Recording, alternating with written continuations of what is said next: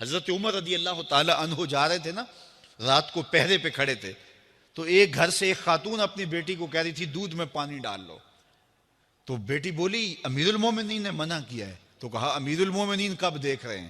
تو بیٹی بولی امیر المومنین نہیں دیکھ رہے، ان کا رب تو دیکھ رہا ہے۔ حضرت عمر دروازے پہ نشان لگایا تو آ گئے، دن کے اجالے میں پھر اس گھر کے دروازے پہ گئے اور صاحب خانہ سے کہا کہ اپنی بیٹی کا رشتہ میرے بیٹے کے لیے دے دو۔ امیر المومنین سوالی بن کے کھڑا ہے اس گھر میں، کہا اس بیٹی کا رشتہ مجھے دے دو۔ ان کو اور کیا چاہیے تھا؟ امیر المومنین کے بیٹے کے لیے رشتہ قبول کر لیا گیا۔ پھر اللہ تعالیٰ جل شانہ ان کو ایک بیٹی دی، اس بیٹی سے اللہ نے ایک بیٹا انہیں دیا، اس بیٹے کا نام حضرت عمر بن عبدالعزیز ہے۔ تو جب مائیں اللہ سے ڈرنے والی ہوں، تنہائی میں ڈرنے والی ہوں، تو پھر اولادیں ایسی ہوتی ہیں۔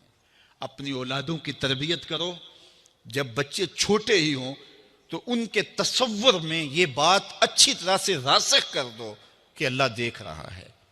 پھر وہ کبھی رشوت نہیں لیں گے کہ اللہ دیکھ رہا ہے، اور وہ کبھی خیانت نہیں کریں گے کہ اللہ دیکھ رہا ہے، وہ کبھی ملک کے راز کو نہیں بیچیں گے کہ اللہ دیکھ رہا ہے، وہ جو ہے وہ بد نگاہی نہیں کریں گے کہ اللہ دیکھ رہا ہے۔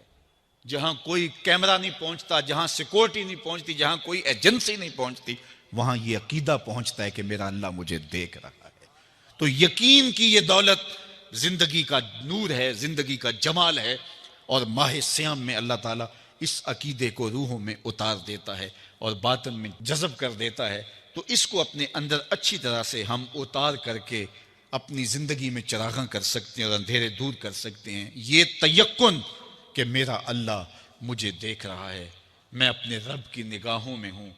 ارا زبیباً نملۃ سودا، کالی رات کے اندھیرے میں کالے پہاڑوں کی کوکھ میں گہرا غار ہے، اس غار میں چیونٹیوں کا سوراخ ہے، اس میں جب چیونٹی چلتی ہے اور وہ بھی سیاہ رنگ کی ہے، رات کی بھی سیاہی ہے، پتھر بھی کالا ہے اور چیونٹی بھی کالے رنگ کی، سینہ سنگ پر اس چیونٹی کے چلنے کی وجہ سے ایک وہمی اور گمانی لکیر بنتی ہے جس کو خوردبین سے دیکھنا بھی ممکن نہیں۔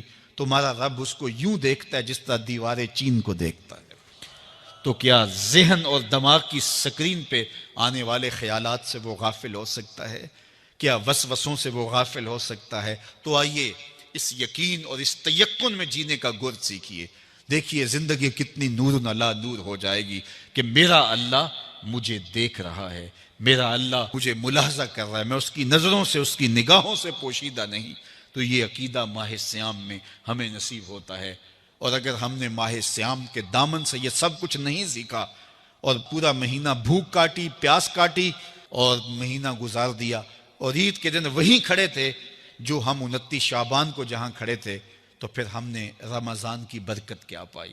میرے حضور نے ممبر کی تینوں سیڑھیوں پہ قدم رکھتے ہوئے آمین آمین پکارا تھا، تو صحابہ نے پوچھا حضور یہ عجیب ماجرا ہم نے دیکھا ہے، کوئی دعا مانگنے والا نہیں تھا اور آپ نے آمین کہا، پھر دوسری سیڑھی پہ رکھا قدم، پھر آمین کہا، پھر تیسری سیڑھی پہ قدم رکھا تو آمین کہا۔ فرمایا میں نے پہلی سیڑھی پہ قدم رکھا تو جبریل حاضر ہوئے اور انہوں نے کہا اس شخص کی ناک خاک آلود ہو جس نے ماہ سیام رمضان المبارک کو پایا اور اپنی بخشش نہ کروا سکا۔ تو میں نے اس پہ آمین کہا کہ ماہ سیام ملے، رحمتوں کی برکھا برستی ہو، جنت کے 8 دروازے کھلے ہو، جہنم کے در بند کر دیے گئے ہوں، ایک نفل کا ثواب فرض کے برابر ہو، فرض کا ثواب 70 فرضوں کے برابر ہو، رحمتوں کی برکھا ہو اور بندہ اپنی بخشش بھی نہ کرا سکے، تو کہا اس شخص کی ناک خاک آلود ہو۔ تو حضور نے اس پہ آمین کہا۔ تو اتنے پیارے موسم کو جو ضائع کر دے، ایسی حسین رت کو جو ضائع کر دے، اس کے لیے وعید بھی کتنی سخت ہے۔ کہا دوسری سیڑھی پہ قدم رکھا تو جبریل آئے اور کہا اس شخص کی ناک خاک آلود ہو جو والدین کو بڑھاپے میں پائے اور خدمت کر کے جنتی نہ ہو سکے۔ ممبر کی تیسری سیڑھی پہ قدم رکھا تو جبریل آئے، انہوں نے کہا اس شخص کی ناک خاک آلود ہو جس کے سامنے آپ کا ذکر کیا جائے اور وہ آپ پہ درود نہ پڑے۔ اللہ اکبر۔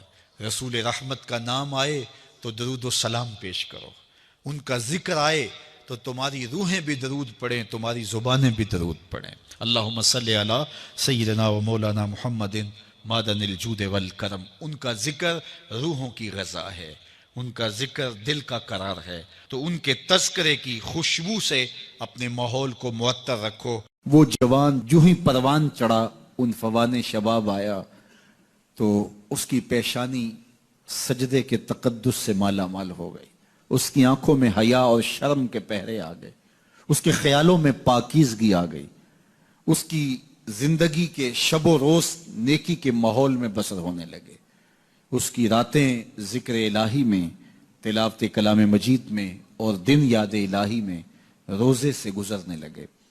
وہ جوان جس کی جوانی اللہ کی عبادت میں گزری، کیونکہ جوانی اگر عبادت میں گزر گئی تو بڑھاپا تو پر نور ہے ہی ہے۔ سب سے مشکل مرحلہ زندگی کا جوانی کا ہے۔ شیطان زیادہ ورغلاتا ہے کسی شخص کو جب وہ جوانی کے مرحلوں سے گزر رہا ہوتا ہے۔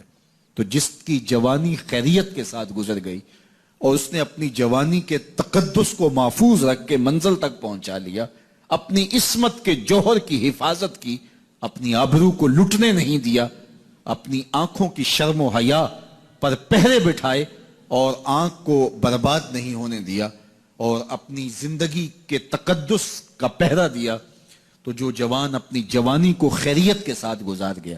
کسی نے کہا تھا نا، کتاب زیست کا ایک اور باب ختم ہوا، شباب ختم ہوا، ایک عذاب ختم ہوا۔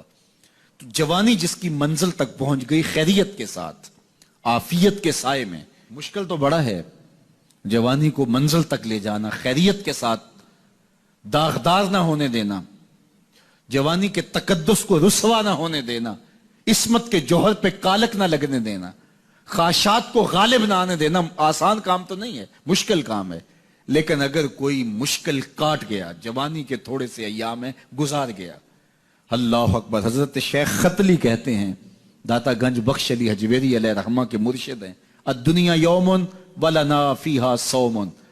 وہ کہتے ہیں دنیا ایک دن ہے، ہم روزہ رکھ کے گزار رہے ہیں۔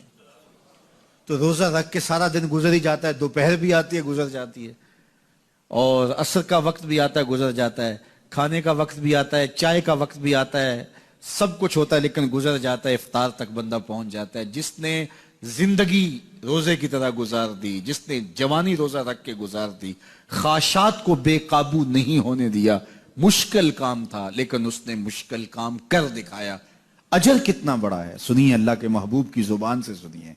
حضور نے ارشاد فرمایا جو سیدنا ابو ہریرہ کے ذریعے سے ہمارے تک پہنچا، فرمایا قیامت کے دن جب سورج کا رخ سیدھا ہوگا، زمین تانبے کی ہوگی، لوگ پسینے میں شرابور ہوں گے، کوئی ٹخنوں تک پسینے میں، کوئی گھٹنوں تک، کوئی کمر تک، کسی کو پسینے کی لگام دی جائے گی، اور وہ پسینہ ایسے نہیں ہوگا جس طرح یہ پسینہ ہے، اتنا گرم ہوگا۔ ابن رجب حنبلی کہتے ہیں اس پسینے کا ایک قطرہ اگر احد پہاڑ پہ ڈال دیا جائے تو وہ پگھل جائے، اتنا گرم ہوگا، بدبودار اتنا ہوگا، ایک قطرہ دنیا پہ ڈال دیا جائے، انسان کیا جانوروں کے دماغ بھی پھٹ جائیں، اس پسینے میں لوگ شرابور ہوں گے۔ لیکن جس نے اپنی جوانی کو عافیت سے گزارا ہوگا، کل قیامت کے دن جب کوئی سایہ نہیں ہوگا، اللہ اس جوان پر اپنے عرش کا ٹھنڈا سایہ عطا فرمائے۔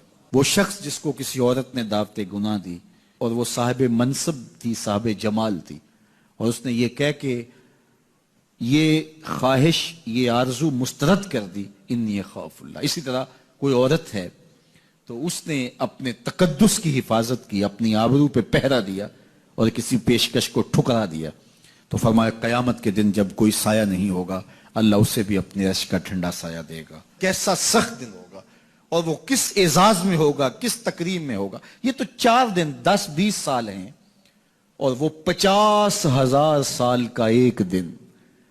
پھر اس کو اللہ کا شکر ادا کرنا ہوگا کہ اللہ تو نے کتنا کرم کیا میرے اوپر کہ میری جوانی خیریت اور عافیت سے گزری، اور آج اس کا تو کتنا بہتر صلہ مجھ کو دے رہا۔